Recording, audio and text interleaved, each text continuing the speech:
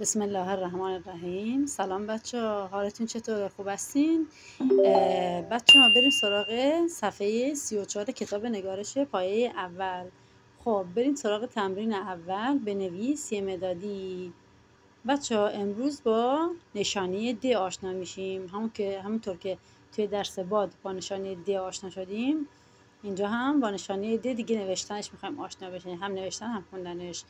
خب د رو همینجور که من مینویسم شما هم باید بنویسید. بچه ها ببینید نباید گوشه داشته باشه، بالای خطم باید باشه. برای یکم اومد پایین ولی باید بالای خط باشه. خب بعدی ترکیب دا هستش. دا چی میشه؟ میشه د با آ. دا. بچه یه ذره گوشه داره، نباید گوشه داشته باشه، اشتباه نوشتمش. خب مثلا اگه بهتون گفتم بنویس دا، می‌نویسید د با آ. یا اگه بهتون گفتم دا چی میشه؟ میشه صداهاش جدا کنید، میگید د با آ. از این نظر میگم مهم هستش، باید بتونید صداهاشو جدا کنید. بعدی ترکیب د هم خیلی مهمه. د چی میشه؟ د و ا. د و ا میشه د. بعد اگه بهتون گفتن د رو صداهاشو جدا کن، میگید د با ا. د با ا.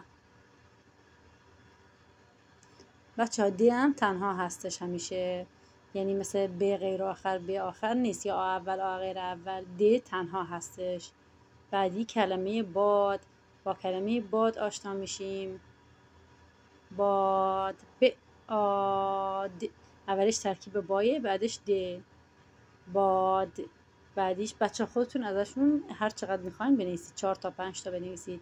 بعدی کلمه داد. اینجا با کلمه داد آشنا میشیم. داد آد. داد.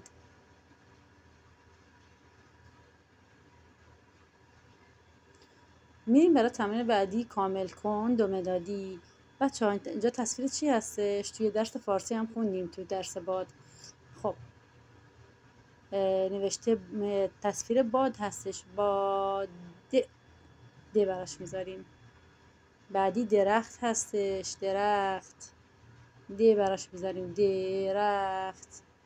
بعدی آزاده.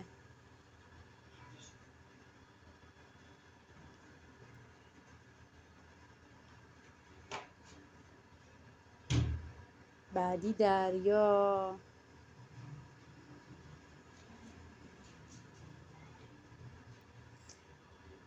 تمرین بعدی سه مدادی. صداهای هر کلمه را بنویس.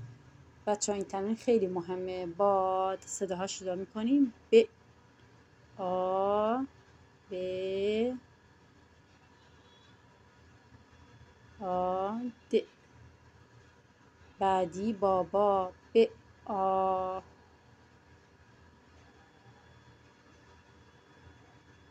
دوباره ب آ.